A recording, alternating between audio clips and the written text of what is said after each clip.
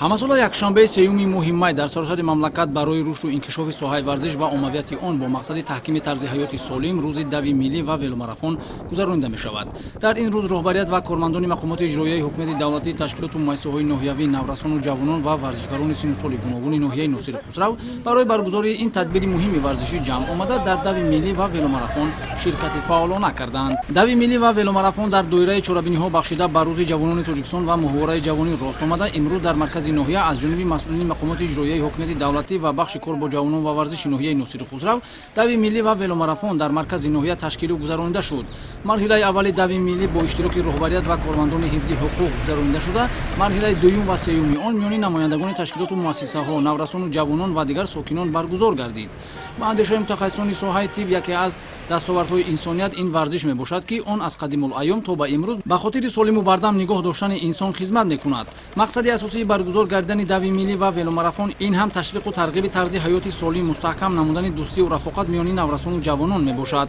Дар ин чорабинии муҳими сиёсиву варзишӣ ҳазорон нафар сокинони ноҳия бо амри дил фаъолона ширкат варзида, ҳамраҳии худро бо тамоми сокинони сайёра, ки варзишро ҳамчун рамзи ҳамдиливу ҳамбастагӣ ва қосиди сулҳ эътироф кардаанд, изҳор менамоянд. Тамоми иқдому чорабиниҳое, ки аз ҷониби ҳукумати ҷумҳурии Тоҷикистон ва мақомоти иҷроияи ҳукумати давлатии ноҳияи Носири Хусрав нисбати инкишоф ва густариши варзиш андешида мешавад, маҳз ба ҳамин хотир мебошад. Дар ин тадбири варзишӣ тамоми иштирокдорон, хурду бузург, кормандони ташкилоту идораҳои ноҳия кӯшиш мекарданд, ки бо қувваи зуру бозуи худ ба хатти марра ҳарчи тезтар наздик шаванд. Қайд кардан ба маврид аст, ки дар ин чорабинии варзишӣ иштироки занону бонувон аз мадди назар дур намонда, онҳо дар радифи ҷавонписарону мардон саҳми хешро гузоштанд, ки ин иқдом аз рушди соҳаи варзиш дар ноҳия дарак медиҳад.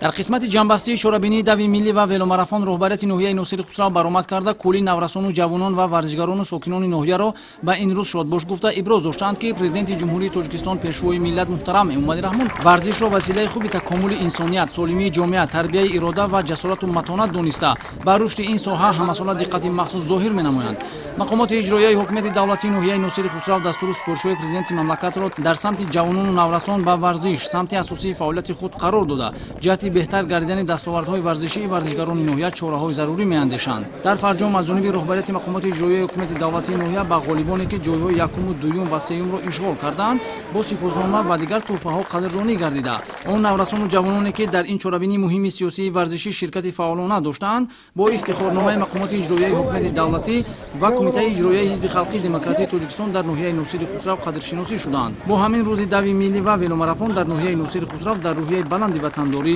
ташкилу гузаронида шуд.